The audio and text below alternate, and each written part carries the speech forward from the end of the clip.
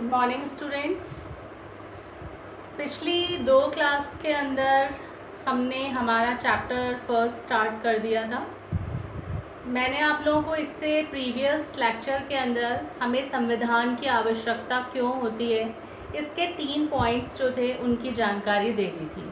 आज मैं आपको इसी के क्रम के अंदर जो नेक्स्ट आपकी 4th आवश्यकता है कि हमें संविधान क्यों चाहिए उसके बारे में बताऊंगी। नेक्स्ट जो हमारी 4th विशेषता आती है, हमें संविधान की आवश्यकता क्यों होती है, इसका पॉइंट है संविधान सरकार को ऐसी क्षमता प्रदान करता है जिससे वो जनता की आकांक्षाओं को पूरा कर सके। देखो, संविधान जो है वो सरकार को ऐसी शक्तियां देता है, ऐसी क्षमताएं देता है जिससे कि संविधान जो है वो मनुष्य की आवश्यकताएं, उनकी आकांक्षाओं को पूरा कर सके। पहले के टाइम पे ये माना जाता था, अगर अपन 20वीं शताब्दी से पहले की बात करते हैं तो उस टाइम पर संविधान का कार्य केवल ये था कि वो सरकार को शक्तियां दे देता था और उन पर कुछ प्रतिबंध लगा देता था।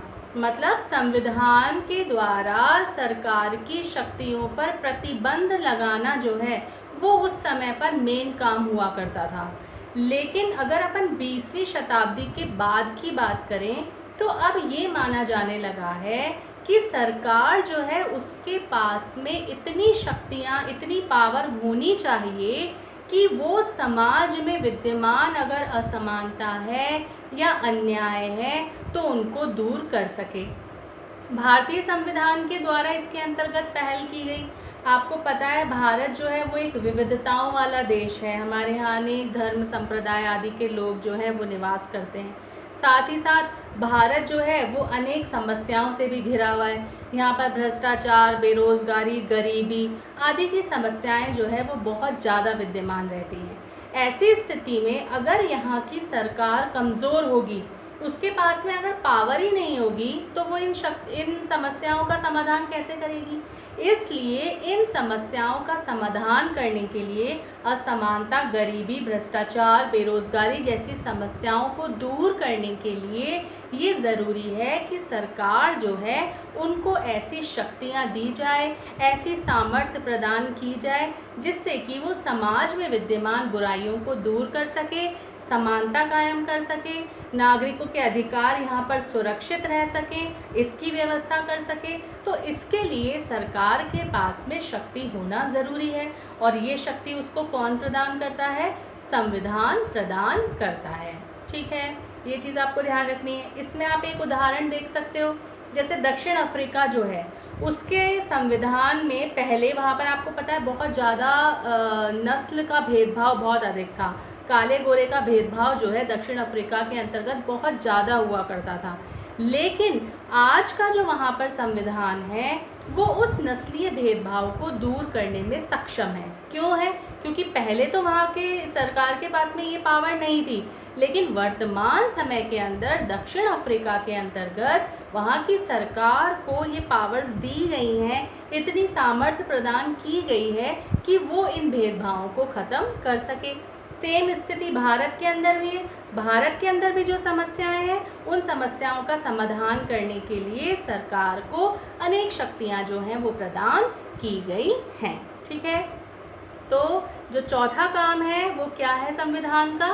कि सरकार को वो ऐसी शक्तियां दे, ऐसी सामर्थ्य प्रदान करे जिससे कि वो एक व्यवस्थित समाज का निर्माण कर सके। ओके, नेक्स्ट और लास्ट जो इसकी आवश्यकता आती है वो आती है राष्ट्र की बुनियादी पहचान। देखिए, किसी भी देश का जो संविधान होता है वही उस राष्ट्र की बुनियादी पहचान होता है। अब राष्ट्र की पहचान जो है वो कैसे बनेगी? इसके लिए ये ज़रूरी है कि वहाँ के जो नागरिक हैं वो कुछ बुनियादी नियमों पर सहमत हों। ये बात मैंने आपको पहले भी बताई थी कि कुछ नियम ऐसे होते हैं समाज में जिन पर सबको सहमत होना चाहिए। अगर आप सब सहमत हैं तो हम एक रूपता लिए रहेंगे। हमको ये पता होगा कि हमको ये कार्य करना है, ये नहीं करना है। अगर हम इन नियमों को नहीं मानेंगे तो हमको दंड मिलेगा। इससे क्या होगा? समाज की जो व्यवस्था है वो बनी रहेगी। तो सबसे फर्स्ट चीज़ ये है कि राष्ट्र की पहचान अगर हमें बनानी है तो उसके लिए सबसे ज़्यादा ज़रूरी क्या है, नागरिकों का कुछ बुनियादी नियमों पर सहमत होना ज़रूरी है। देखिए, बुनियादी नियमों पर सहमति जो है वो आवश्यक है। ठीक है, नेक्स्ट इसकी जो चीज़ आती है वो आती है संविधान वो ढांचा प्रदान करता है जिसमें हमारी आकांक्षाएं, हमारे लक्ष्य जो हैं वो पूर्ण हो और हम स्वतंत्रता का उपभोग कर सकें। संविधान ने ही हमको वो ढांचा दिया है। आज अगर हमारे समाज में लड़ाई झगड़ा हो रहा होता या सरकार कुछ करने में असक्षम होती तो क्या हम स्वतंत्रता पूर्वक जी सकते थे? क्या हम अपनी इच्छाओं को, अपनी आकांक्षाओं को, अपने लक्ष्यों को पूरा कर सकते थे? नहीं कर सकते थे। तो संविधान जो है उसी ने ही वो ढांचा प्रदान किया है जिसमें मनुष्य अपनी इच्छाओं को, अपनी आकांक्षाओं को, अपने लक्ष्यों को पूरा कर पाता है। साथ ही साथ हम अपनी स्वतंत्रताएं जो हैं उनका उपभोग कर पाते हैं। तो संविधान ही हमको वो ढांचा उपलब्ध कराता है। ठीक है, नेक्स्ट इसकी चीज़ आती है नैतिक पहचान देता है। देखिए, संविधान ही हमको नैतिक पहचान प्रदान करता है। आज संविधान में ये स्पष्ट रूप से बता दिया गया है कि हमको क्या करना चाहिए, हमको क्या नहीं करना चाहिए, क्या चीज़ें नैतिक हैं, क्या चीज़ें अनैतिक हैं, और हम अपना आचरण क्या करते हैं उसी के अनुसार ढाल लेते हैं। तो ये हमको क्या करता है, एक नैतिक पहचान देता है। साथ ही साथ अगर आप देखें, जर्मनी है, वहाँ पर जर्मन नस्ल के लोगों के द्वारा देश का या जर्मनी का निर्माण किया गया था। लेकिन अगर हम भारत की बात करें तो हमारे यहाँ पर किसी भी प्रकार से जातीयता के आधार पर भी और नस्ल के आधार पर भी देश का निर्माण नहीं हुआ है।